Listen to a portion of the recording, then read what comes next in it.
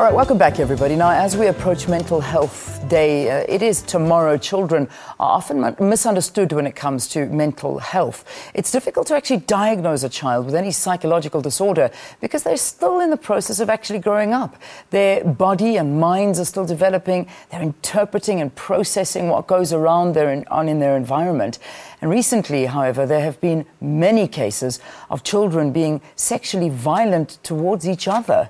So for more on this, we are joined by Casey Blake, a registered counsellor, to discuss some mental health issues with children, particularly when we talk about this over-sexualised society we seem to be coming in. Good to have you in studio. Good Welcome morning. to Morning Thank Live. Pleasure. I mean, if we take some of the examples, and let me use one that really shocked South Africa, was the story of the 6 little boys who gang raped that grade 2 learner. What would provoke a child to be sexually violent in that manner?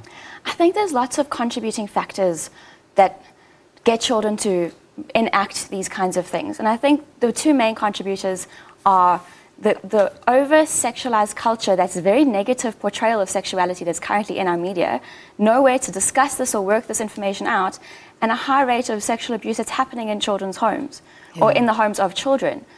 So what happens with these cases, and it's not just in the townships, it's across all cultures and races at the moment, is that when a child is exposed either to sexual violence themselves or witnessing it, they have no way to understand this information and to process it in a way that they know what's going on.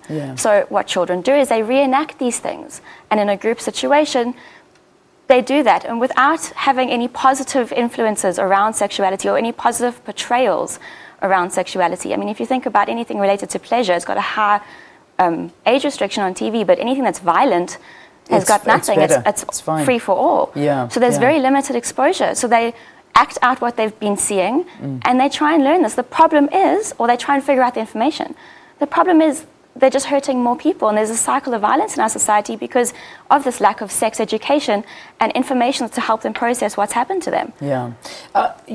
I mean, you speak about this, that the children are exposed to a myriad of visual images, whether we talk about singers and actors on television or in everyday situations. I mean, is it harming them by taking away their innocence? Because more of these images are becoming sexualized. I mean, you look at singers and I'll just give, you just, anywhere you look, everything is sex, but it's not positive. There's no pleasure. It's all about power and status and gratuitous sex. There's very little pleasure stuff, and even that kind of stuff, when the media tries to engage with it, they're shut down because of morality issues. They're concerned about this innocence of children, which I don't know if it exists in the way we think it does because of all the exposure they're getting. There's no way for them to process this information because no one wants to talk to them about this. We're all pretending that our children don't see these images and don't internalize them and work them out themselves. They're absorbing all this pain they're seeing with nowhere to deal with it, and access to counselling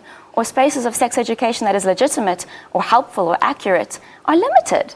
That's one of the realities as well, is that, I mean, when incidents like this happen with these young boys, and I mean, we're going a little bit back in time because this was, I still say, one of the biggest shockers that But it was the one that made seen. The news. I think they're happening all the time. Well, that's another question I was going to ask you. I mean, these things are happening.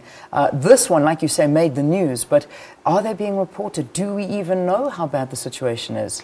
Trauma centres all over the country are seeing these cases all the time. People just don't know where to go for counselling. People don't know where to go for help. There's limited access. So I think the lucky cases get to trauma counselling centres and they get to go through some sort of counselling process, both the perpetrators and the victims, because everyone's a victim in the situation if we're all dealing with children. Well, let's wrap it up and I suppose give some parents advice, because parents may be doing an unbelievable job, but the childminder that they leave their kids with, perhaps I'm not accusing schools, but you never know. There's been many incidences of children being abused by teachers at school, being abused by fellow pupils and higher grades at school or wherever else. Parents are working these days all the time. What should they look out for?